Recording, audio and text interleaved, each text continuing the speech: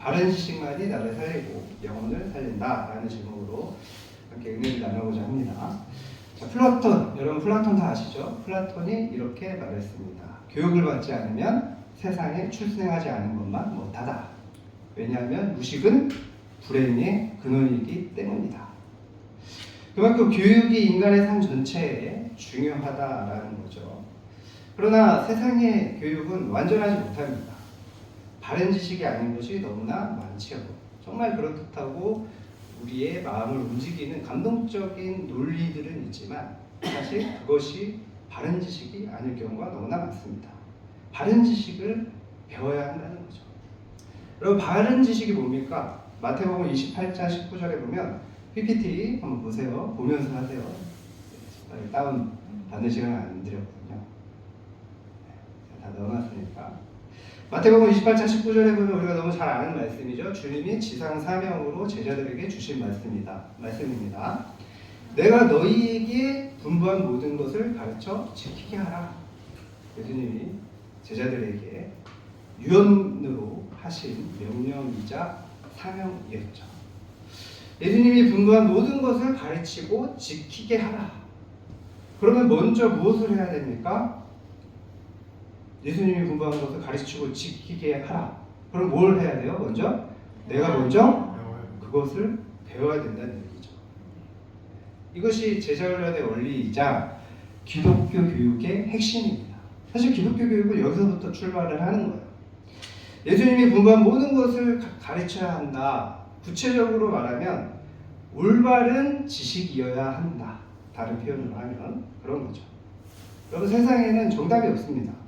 사람들은 뭘 가장 어떤 말에 어떤 것에 가장 영향을 받습니까? 과학적으로 증명된 것만 그게 굉장히 영향력이 있죠. 그래서 요즘에 나오는 게 뭐예요? 뇌과학. 그래서 뇌과학의 얘기를 들으면 너무 그럴듯하고 그것에 굉장히 영향을 많이 받아요. 근데 제가 상담을 또 전공을 했잖아요. 근데 이미 상담에서 몇십 년 전부터 해오던 말을 뇌과학이 말할 뿐인 거예요. 거의 똑같아요. 거의 똑같습니다. 제가 공부할 때 배웠던 것 같아요.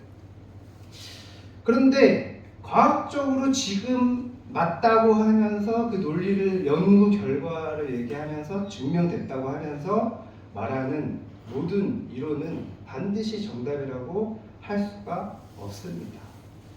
그죠? 우리가 너무나 잘 알듯이 과거에는 그 당시에는 그 연구의 증명이 정답인 줄 알고 그것을 강조했는데 과학이 발전함에 따라 어떻게 됩니까?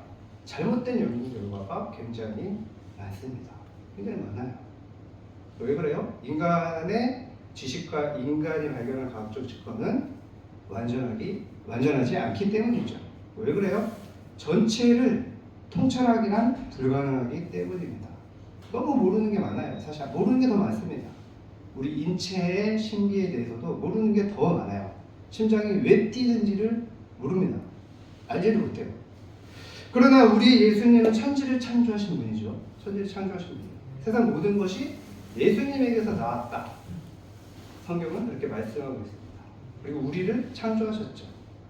그러니까 뭐예요? 우리와 관련된 세상과 나 모든 것에 다 정확히 아시는 분이시라는 겁니다. 그래서 오직 뭐예요? 예수님의 말씀만이 정답인 거예요. 정답인 거예요. 그래서 우리는 진리라고 하죠. 변하지 않는 진리. 그래서 예수님이 분부하신 모든 것을 가르치고 지키게 하는 훈련을 해야 되는 거예요. 본문이 그 이유를 잘 설명하고 있습니다. 이제 사도 바울은 우리가 지금 로마서 이제 큐티를 하고 있잖아요. 앞으로 차차 배우게 될 텐데 사도 바울은 로마서 8장까지 이심층의 그런 놀라운 구속의 역사를 기록하면서 하나님께 감사와 찬양을 드렸습니다. 그리고 8장의 마무리를 뭐라고 하냐? 그 어떤 것도 그리스도 예수 안에 있는 하나님의 사랑 안에서 우리를 끊을 수 없다. 그렇게 확신을 하면서 로마서 8장을 마무리를 했습니다. 그것이 우리 아부의 사실 뭡니까? 중심 말씀이죠. 그렇죠? 뭐예요? 사도 바울과 우리가 너무나 잘 아는 다윗의 찬양의 근거가 뭐예요? 하나님의 말씀인 거예요. 말씀. 그리고 이거를 잘 생각해 봐야 됩니다. 말씀이 없는 찬양은 진정한 의미에서 찬양이 아니에요. 어떤 분은 그렇게 말을 합니다. 말씀과 찬양이 동일하게 중요하다. 아니에요. 너무나 잘못 알고 있는 겁니다. 뭐예요? 말씀이 있을 때 찬양이 진정한 찬양이 되는 거예요. 말씀 때문에 찬양하게 되는 거예요.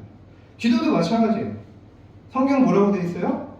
율법이 없는 기도는 가증하다라고 얘기했어요. 뭐예요?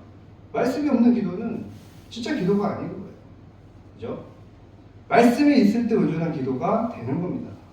네. 여러분 찬양과 기도는 이단의 기도 있어요. 이단들도 병을 고치고 알즈하이머를 일으키고 기적을 일으킵니다. 그러니까 그 사람들이 전제사를 가서 주면서 열심히 하는 거죠. 목숨 걸고 하잖아요. 다 성경에도 있어요. 기도와 찬양 다 있어요. 기독교에서 가장 중요한 건 뭡니까? 말씀이에요. 말씀. 여러분 이거를 절대로 혼동하지 마십시오.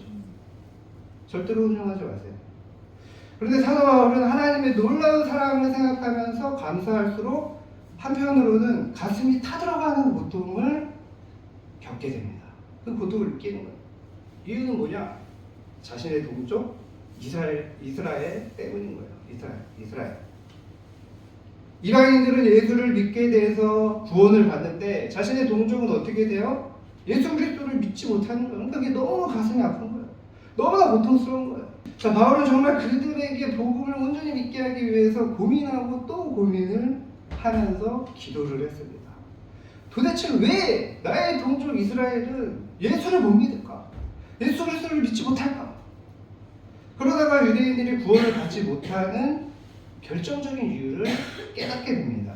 결정적인 이유. 그것이 바로 오늘 본문의 메시지예요. 사도 바울이 깨달은 것은 2절에 분명하게 나타납니다. 뭐예요? 이스라엘 백성들이 하나님께 열심히 있었어요. 열심히 없었던 게 아니에요. 그런데 예수 그리스도를 믿지 못하는 이유가 뭐예요? 올바른 지식을 따르지 않았기 때문이에요. 바른 지식을 쫓아가지 않는 열심을 성경은 뭐라고 그러냐? 죄라고 합니다. 죄. 바른 지식이 없이 따르는 열심은 죄예요. 이게 지금 교회 안에, 한국교회 안에 너무 없어요. 성경 공부를 안 해요. 성경을 안 가요. 예배 드리고 감동받고 찬양 받다 눈물 흘리면 은혜 받았다 끝.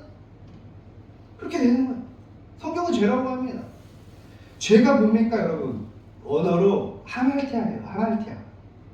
하나님께서 세우던 관역을 벗어나는 것을 얘기하는 거예요. 관역이 여기 있는데 딴 데 쏘고 있는 거예요. 딴 데 가고 있는 거예요. 딴 데. 관역이 여기 있는데 딴 데다 쏘고 있어요. 그것이 죄예요. 바른 지식이 없는 게 죄라는 거예요. 여러분 생각해 보십시오. 우리가 인천에서 여기 인천에서 온 분들이 많잖아요. 인천에서 수원을 오는데 어때요? 이 수원을 가는 길을 제대로 몰라. 그래서 막 가는데 반대쪽으로 막 가는 거야. 열심히 갈수록 어떻게 됩니까? 열심히 갈수록 어떻게 돼요? 완전 뭐고 헤매는 거죠. 그죠? 오히려 자기의 의도와는 다르게 더 잘못된 길로 가게 되는 거예요. 여러분 마찬가지입니다. 바른 지식이 아닌 잘못된 지식을 가지고 열심히 되는 것은 점점 뭐예요? 죄가 더 커질 뿐입니다. 그래서 2절 3절을 다시 한번 보십시오. 끝에 뭐라고 되어 있어요? 하나님의 의를 모르고 자기 의를 세우려고 힘써 하나님의 의에 굴뚝하지 아니하였느니라. 자기 의를 세우려고 하는 거예요. 하나님의 의가 아니고 내가 볼 때 사랑은 이런 거야. 교회는 이렇게 해야 돼. 목사는 이렇게 해야 돼. 성도는 이렇게 해야 돼. 찬양은 이렇게 해야 돼. 그러니까 하나님의 뜻과 맞춰줘야 되는데 안 맞춰져 있으니까 딴 소리를 하고 있는 거예요. 하나님이 기뻐하지 않은 열심을 부리는 겁니다. 그래서 제가 예배를 중요하게 여기고 말씀을 가르치려고 여러분들로 하여금 말씀을 보게 하려고 하는 거예요. 그렇죠? 이 말씀은 사실 바울의 과거와 같아요. 거듭나기 전에 바울이 이렇게 했습니다. 그래서 어떻게 했어요? 스데반 집사를 죽일 때 동조했어요. 그러면서도 뭐라고 생각했어요? 하나님을 위해서 열심히 일한다고 생각했어요. 그죠? 그 문제가 어디서 왔습니까? 북이스라엘이 BC 722년에 아수르에게 멸망을 했습니다. 그리고 BC 586년에 남유다는 바벨론에게 멸망을 했어요. 그래서 포로로 끌려갔습니다. 그래서 70년 동안 포로 생활을 한 거예요. 그러니까 이 유대인들이 70년 동안 고난을 겪으면서 우리가 왜 이렇게 망하게 됐을까? 우리가 하나님의 선민인데 하나님의 백성들은 왜 이렇게 망했을까? 다윗 시대, 솔로몬 시대는 너무 강했는데 왜 이렇게 망했을까? 왜 이렇게 됐을까? 고민을 하다가 내린 결론이 뭐냐? 아, 율법을 제대로 지키지 않아서 그렇구나. 그래서 어떻게 하든지 율법을 지켜야 되겠다 하면서 에스라 시대에 율법을 지키려고 이방 여인이랑 결혼한 사람들은 자기 부인들 막 쫓아내잖아요. 자식들도 쫓아내잖아요. 그렇게 열심히 한 거야. 그리고 나서 목숨을 걸면서 이제 율법을 너무 중요하게 여긴 거야. 그래서 모세오경을 중심으로 해서 율법을 613가지로 분류하고 그에 따른 해석을 막 못했죠. 계속 이게 예수님 시대까지 500년을 이어져 와서 계속 늘어난 거야. 근데 중요한 건 뭐냐면 이 율법의 핵심 정신이 빠진 채 계속 늘어난 거예요. 형식적인 게. 그래서 오히려 예수를 죽이는. 율법의 핵심은 하나님 사랑, 이웃 사랑인데 사랑이 없는 거야. 서로 정죄만 하는 거야. 손을 씻고 먹었냐 안 먹었냐 막 이런 내용이 복음서에 계속 나오잖아요. 금식을 하냐 안 하냐 이런 내용이 계속 나오잖아요. 막 찬양하는데 잘못된 찬양을 하는 내용들이 계속 나옵니다. 그래서 그들의 잘못된 지식에 의한 열심이 하나님의 뜻을 거스리고 오히려 하나님의 아들 예수 그리스도를 죽이는, 하나님을 대적하는 그런 상황이 되는 거예요. 자, 그럼 하나님 앞에 바른 지식과 바른 열심은 뭘까요? 4절을 보겠습니다. 4절 시작. 그리스도는 모든 믿는 자의 의를 위하여 율법의 말씀을 지키시니라. 한마디로 말하면 뭐냐? 예수 그리스도를 제대로 아는 거예요. 아멘. 제대로 믿는 거예요. 제대로 믿는 거. 제대로 알아야 제대로 믿지. 그죠? 율법이 마침이 되었다. 정말 중요한 말입니다. 마태복음에는 율법의 완성이라고 하고 있어요. 마태복음 5장 17절에 산상수훈에서. 그러니까 예수 그리스도는 우리가 지켜야 될 이 율법을 완전히 지켰기 때문에 율법의 완성자예요. 또 우리가 받아야 될 율법의 저주를 십자가에서 우리 대신 담당해 주셨기 때문에 율법의 마침이 된 거예요. 그래서 우리가 구원받을 수 있는 그 의를 얻기 위해서는 어떻게 해야 돼요? 예수 그리스도를 믿을 때만 가능하다는 겁니다. 자, 이 말은 뭐냐? 간단히 말하면 하나님의 의를 얻는 길은 이미 전파되어서 우리 가까이 와 있다는 거야. 그래서 하늘을 해보고 땅을 해보고 그 진리를 찾기 위해서 막 그럴 필요 없다는 거야. 그리고 여러분, 하나님의 의는 우리 가장 가까운 곳 어디에 있을까요? 어디에 있습니까? 어디에 있어요? 아무도 선포시 안 하잖아요. 여기 있잖아요. 여기 있잖아요. 여기 있는 거예요. 성경이에요. 결국 핵심은 성경이에요. 그것이 곧 바울이 전하는 믿음의 말씀이라는 겁니다. 말씀이라는 거예요. 이것도 우리가 받아들이면 되는데 일단 들어야죠. 제대로 들어야 받아들이죠. 읽어야 받아들이죠. 묵상해야 받아들이죠. 말씀을 제대로 알아야 됩니다. 자, 그럼 우리는 무엇을 믿을까요? 9절 10절. 이게 또 핵심 말씀입니다. 다 같이 읽을게요. 시작. 불쌍하니 입으로 예수를 시인하며 또 그의 죽으심을 죽은 자 가운데서 살리신 것을 마음에 믿으며 구원을 받으리라. 사람의 마음으로 믿어 의로 신하여 구원을 주시리라. 자, 구원에 이르는 첫 번째 참지식, 바른 지식은 뭐냐? 예수님을 주인으로 시인하는 믿음이에요. 주인으로. 이거를 너무에 놓칩니다. 다시 말해서 뭐예요? 예수님이 나의 생사 화복을 주관하시는 하나님, 주인인 거예요. 하나님 나라가 뭐예요? 하나님 나라는 하나님께 통치받는 거예요. 이 세상에 둘 중에 하나예요. 하나님께 통치받느냐, 사단에게 통치받느냐. 내 마음대로 하는 거 같죠? 아니에요. 사단에게 통치받고 있는 겁니다. 둘 중에 하나예요. 통치의 개념이에요. 하나님 왕궁과 이러죠? 통치의 개념이에요. 왜 예수님을 다윗의 자손이라고 했을까요? 통치의 개념입니다. 그리고 종종 믿는다고 하면서 예수님을 절대 복종해야 하는 자기의 주인으로 받아들이지 않는 신자들이 너무나 많습니다. 그냥 구원자만 생각하는 거예요. 내가 무슨 잘못을 해도 내 마음대로 해도 그냥 하나님 다 용서해 준다고 생각을 하는 거예요. 주인이 아니에요. 그냥 내가 하고 싶은 대로 하는 거예요. 뭐 하다가 하기 싫으면 그냥 안 해. 딴 거 아니야. 이런 거죠. 근데 예수님이 뭐라고 말씀하십니까? 진리를 할지니 진리가 너희를 어떻게 하리라? 자유하리라. 여러분, 진리가 뭡니까? 말씀이에요. 말씀을 할 때 진정으로 자유해지는 거예요. 실제 신앙생활하면서 말씀을 알지 못하니까 자기가 생각하는 하나님을 만들어요. 자기가 생각하는 교회를 만들어요. 교회라면 뭐 선교 찬양 선교해라면 이래야 돼. 성경의 기준이 아니에요. 자기 생각이에요. 자기 자신도 자기가 생각하는 기준으로 자기 마음대로 사니까 자유한 것 같죠? 자유하지는 않습니다. 잘 보십시오. 자유해요? 자기 마음대로 사니까? 예수 안에는 참 기쁨이 있다고 그랬는데 기쁨이 없어요. 예수 때문에 담대해져야 되는데 담대하지 않아요. 맨날 두렵고 불안하고 힘들고 보면 맨날 힘들어요. 여러분, 무엇이 문제입니까? 지금 당장의 현실이 문제입니까? 미래가 걱정입니까? 여러분, 예수를 잘 알고 진리를 잘 알면 그렇지 않아요. 항상 담대하고 기대감을 가져요. 하나님이 나를 통해서 어떻게 역사하실까? 죽음까지도 이기신 하나님이에요. 그죠? 그 능력의 주님께서 우리를 사랑하세요. 근데 어떻게 사랑합니까? 어떻게 사랑해요? 자기 목숨보다 사랑하십니다. 이게 진리예요. 그 진리가 안 새겨져 있으니까 항상 두렵고 불안하고 힘들고 왜 나만 이렇게 사나? 뭐 도전을 제대로 못하는, 버티지 못하는 거예요. 여러분, 그 주님이 오늘도 우리와 함께 하시다고 약속하셨습니다. 로마서 8장 38, 39절은 그 말씀이에요. 그죠? 자, 이러한 믿음은 17절에 말씀하고 있습니다. 들으면서 나요. 들으면 그리스도의 말씀으로 말미암는다. 여러분, 너그러웠대요. 너그러웠다는 말은 언어적인 의미로 편견이 없이 라는 의미예요. 편견이 없다.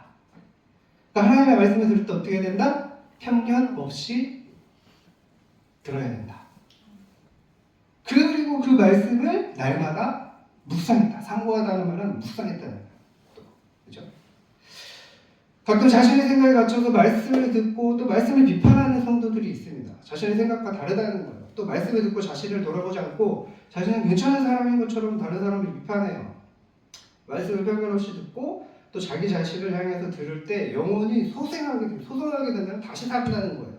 생명력이 넘친다는 거예요. 하나님 보면 파닥파닥 뛰잖아요. 파닥파닥 뛰는 인생이 되는 거예요. 그죠? 애들 보면 파닥파닥 뛰어요. 하루 종일 뛰어요. 쉬지도 않고 말해요. 그런 힘 있는 삶이 되는 거예요. 또 영적인 풍성함과 은혜를 누리는데 그런 은혜를 못 받는다는 거예요. 편견을 가지고 들으니까. 그죠? 얼마나 삶이 피폐하겠습니까? 말씀을 들어도 은혜가 안 돼요. 하나님의 말씀을 들을 때는 어떻게 들어야 된다? 편견 없이 들어야 된다. 이게 핵심입니다. 들어야 돼요. 자, 마지막으로 세 번째, 어떻게 살아야 되냐? 바른 열심. 어떤 열심입니까? 하나님을 알아가는 열심. 그렇죠? 그게 뭐예요? 알아가고 또 다른 사람에게 불쌍한 영혼에게 향해서 나가는 거예요. 그 아는 것을. 그 14절에 말씀해요. 뭐라고 말씀해요? 우리 너무나 잘 아는 말씀이잖아요. 믿지 않는 자를 어떻게 부르리요? 듣지도 못한 이를 어찌 믿으리요? 믿지 않고 듣지 못했는데 어떻게 믿느냐는 거예요. 전파하지 않았는데 어떻게 누가 듣냐는 거예요. 이게 전하는 열심이 바로 바른 열심입니다. 여러분, 우리가 사랑하는 지인들이 복음을 들어보지 못했을 수 있어요. 그러면 누가 복음을 전해야 됩니까? 여러분이 전해야 되는 거예요. 여러분에게 책임이 있는 거예요. 여러분에게 사명을 주신 거예요. 그죠? 여러분, 친척 중에 아직 믿지 않는 분이 있다면 우리는 기도해야 됩니다. 그리고 우리 아버가 사실 그게 목표가 돼야 됩니다. 그러려면 뭐 해야 돼요? 신앙이 좋아야 돼요. 영적이어야 돼요. 무슨 뭐 기술 익히고 노래 잘하고 이걸로 되는 게 아니에요. 그걸 기억해야 됩니다. 그리고 복음을 전할 기회를 찾아야 됩니다. 사실 찬양집회 궁극적인 목표는 거기에 있어요. 거기에 있습니다. 이 기회에 여러분의 친척이나 지인들을 초청하시기 바랍니다. 초청하세요. 그래서 단 한 명이라도 예수를 믿고 구원받는다? 우리 아버는 우리의 역할을 다한 겁니다. 하나님이 잘하였도다. 착하고 충성된 종아. 내가 너에게 준 달란트로 네가 이런 놀라운 일을 해냈구나. 충성된 일을 해냈구나. 그렇게 될 줄 믿습니다. 초청을 하세요. 자, 사도 바울은 바로 오늘 이 본문에서 그런 애타는 마음을 고백하고 있는 거예요. 정말 애타는 마음. 사도 바울은 어땠는 줄 알아요? 돌 맞아서 유대인들이 죽은 줄 알고 집을 던졌어요. 버리고 갔어요. 근데 다시 피 질질 흘리면서 일어나서 다시 복음을 전하러 갔어요. 그리고 저놈 내가 죽이지 않으면 밥도 안 먹겠다, 물 한 모금 안 먹겠다 하는 사람 유대인들이 많았어요. 어디 가든지 회방했어요. 그런데 그들을 위해서 사도 바울은 눈물을 흘리면서 가슴을 치면서 이 로마서를 쓸 때 사도 바울이 거의 말년 때입니다. 이때까지 그런 마음으로 했다는 거예요. 여러분, 말씀을 마치겠습니다. 사도 바울이 거듭나기 전에 하나님의 말씀을 제대로 모를 때, 바른 지식이 없을 때 잘못된 열심을 쫓아갔습니다. 그래서 하나님의 일을 한다고 생각했지만 하나님을 대적하는 행동을 하고 있었어요. 그렇죠? 그런데 바른 지식을 얻고 나서 뭘 했어요? 바른 열심을 가졌습니다. 그래서 그 바른 열심은 어디로 향했습니까? 자신의 동족들에게 향했습니다. 그런 열심을 했어요. 그래서 사도 바울이 우리가 너무 잘 아는 말씀 있잖아요. 사도행전 20장 24절 내가 달려갈 길과 주 예수께 받은 사명 곧 하나님의 은혜의 복음을 증언하는 일에 마치려 하면은 나의 생명조차 조금도 귀한 것으로 여기지 않으라. 여러분, 우리가 이제 어떤 일에 열심을 해야 되겠습니까? 바울의 발자취를 밟아야 됩니다. 바울처럼 잘못된 열심을 부리지 않으려면 내가 생각하는 교회, 내가 생각하는 찬양팀, 내가 생각하는 사람, 잘못된 것으로 가지 않으려면 하나님 말씀을 무조건 우선해야 돼요. 계속 봐야 돼요. 계속 봐야 되는 거예요. 기도하며 말씀을 들어야 됩니다. 그리고 복음을 증거하기를 힘써야 됩니다. 그래서 여러분들이 예수 그리스도를 제대로 알아서 정말 예수 안에 있는 참 기쁨, 참 평안, 참 행복, 참 담대함을 가지고 여러분의 삶이 정말 세상을 감당하지 못하는 삶이 아니라 세상이 여러분을 감당하지 못하는 삶이 되기를 주님의 이름으로 축복합니다.